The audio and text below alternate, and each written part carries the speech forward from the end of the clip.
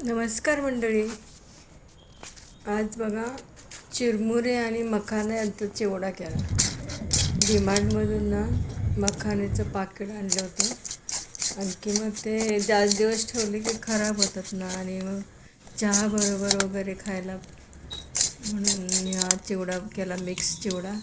चिरमुरे आणि मखाने घालून फोडणीला मी जिरं, मोहरी, कढीपत्ता, हिंग, भरपूर लसूण घालायचा.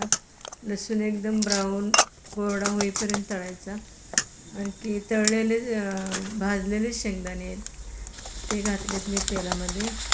हळद आणि लाल मिरची पावडर घातली, काश्मीरी लाल मिरची घातली आणि तिखट पण घातलं, घरचं तिखट. मी मीठ अजिबात घातलं नाही, कारण चिरमुऱ्यामध्ये पण मीठ असतं. आणखी लाल आमचं घरचं लाल तिखट आहे ना, त्यामध्ये खूप मीठ असतं, त्यामुळे मी मीठ नाही घातलं.